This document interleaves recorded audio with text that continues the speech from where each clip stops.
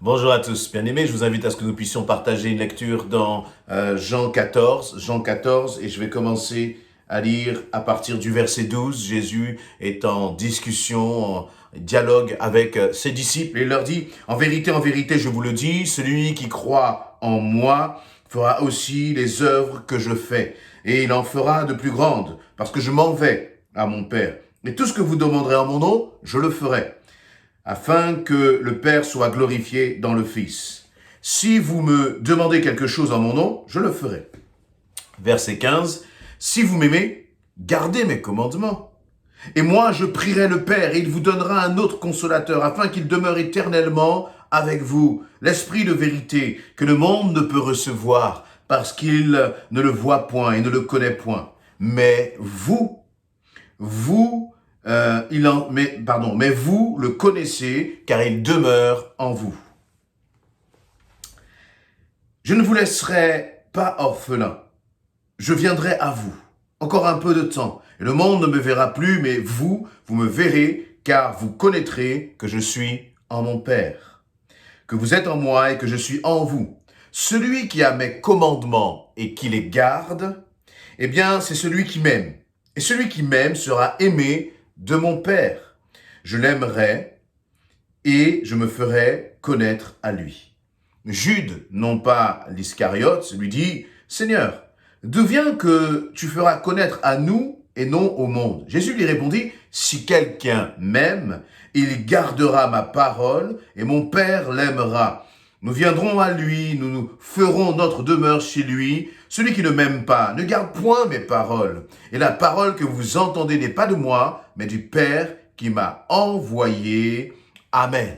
Voilà, un texte dans lequel Jésus va parler de l'amour qu'il a pour ses disciples, de la relation qu'il a avec eux. Il les avertit que, eh bien, il va partir, mais lorsqu'il va partir, ils ne doivent pas se décourager parce qu'ils pourraient se dire, mais nous étions là, nous avons vécu avec Jésus, maintenant qu'il n'est plus là, tout est différent. Et je crois que parfois nous pouvons nous aussi ressentir avoir cette impression que nous sommes abandonnés, avoir cette impression même que ce serait plus facile si j'étais au temps de Jésus et que Jésus était avec moi physiquement. Mais c'est faux. Et d'ailleurs, c'est intéressant ce contraste. Je ne vais pas insister sur ce verset parce qu'il y aurait beaucoup à dire, mais juste dans le verset 12, Jésus leur dit, il leur dit justement, je vous le dis, celui qui croit en moi fera aussi des œuvres que je fais et il en fera de plus grandes parce que je m'en vais à mon Père. Donc Jésus dit, quand je vais partir, vous allez faire des choses encore plus grandes.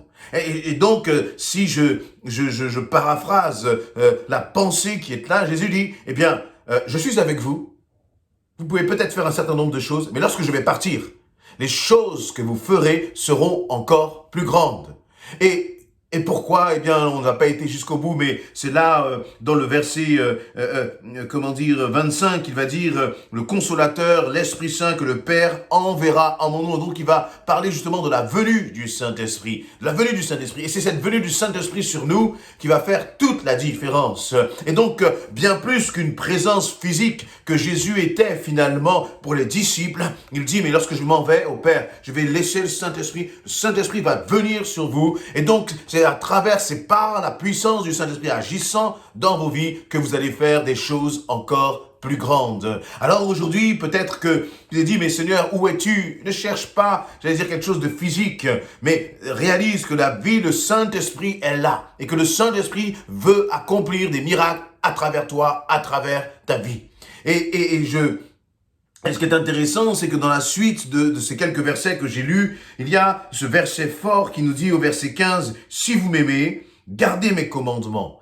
Et moi, je prierai le Père, il vous donnera un autre consolateur. » Et il va reprendre cette idée de « si vous m'aimez ». Il va reprendre en disant, au verset 21, celui qui a mes commandements et qui les garde, c'est celui qui m'aime. Je vais reprendre au verset 20. En ce jour-là, vous connaîtrez que je suis en mon Père et que mon Père est en moi et que je suis en vous. Verset 21, celui qui a mes commandements et qui les garde, c'est celui qui m'aime. Et celui qui m'aime sera aimé de mon Père et je l'aimerai. Et je me ferai connaître à lui. Je me ferai connaître à lui. Et Jésus va continuer d'insister, verset 23. Si quelqu'un m'aime, il gardera ma parole, et mon Père l'aimera. Donc on voit que dans une succession de 2-3 versets, Jésus répète cette même idée, il enfonce comme le clou pour que nous puissions bien comprendre, pour que toi et moi nous puissions saisir l'importance de lire la Bible, l'importance d'aimer la parole de Dieu.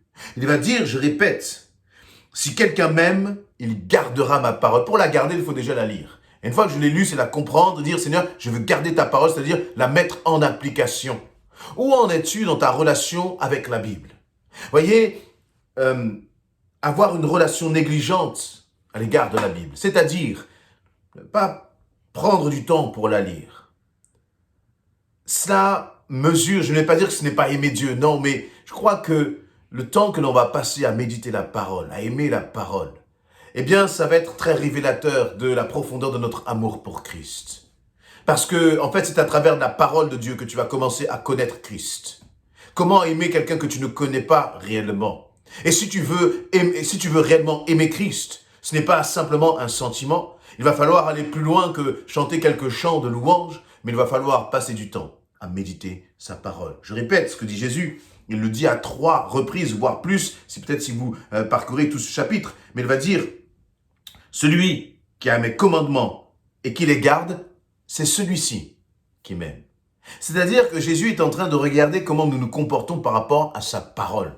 Pourquoi? Eh bien, parce que la parole, c'est Jésus. Jésus, c'est la parole faite chair. Et donc, méditer la parole, c'est passer du temps avec Jésus. Mais si tu ne lis pas ta Bible, si tu te contentes d'un petit verset chaque jour, eh bien, cela veut dire que tu te nourris d'une miette de la personne de Jésus-Christ, alors qu'il a beaucoup plus à te donner, alors qu'il a beaucoup plus à te faire découvrir de lui. Et c'est intéressant parce que là, il nous est dit, justement, celui qui m'aime, et celui qui m'aime sera aimé de mon Père.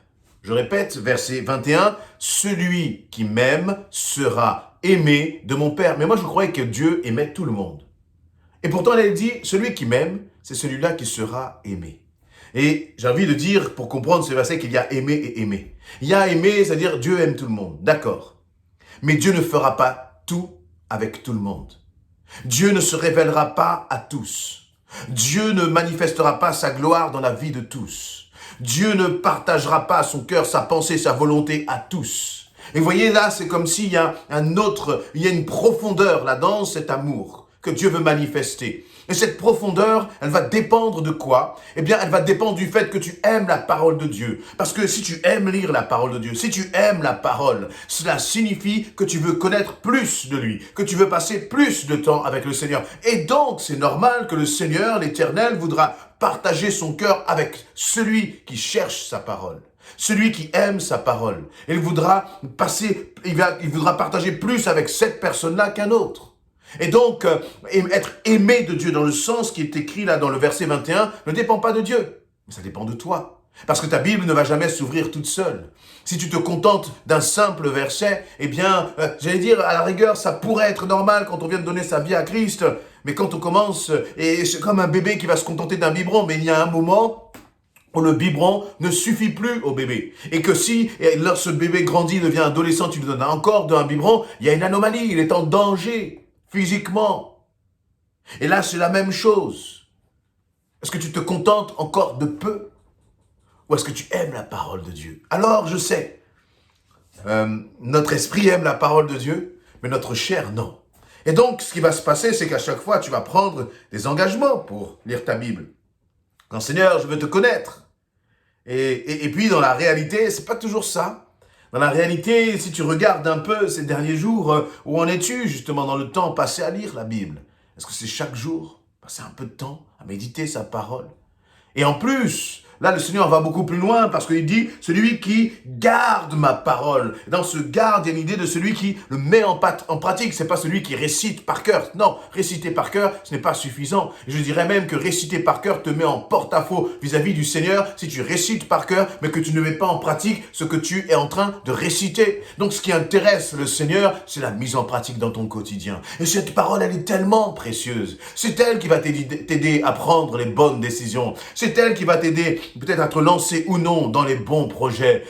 C'est elle qui va t'aider à gérer tes relations avec les autres, avec ta famille, avec ton travail. C'est la parole qui va te guider justement. Lorsque tu as l'impression que tout est un peu, ténébreux, lorsque tu as l'impression que c'est la confusion, eh bien, c'est la parole de Dieu qui va te fixer le cap. Elle est tellement importante parce que à chaque fois que tu as pris des décisions sans justement avoir médité le Seigneur, ça t'a coûté cher parfois.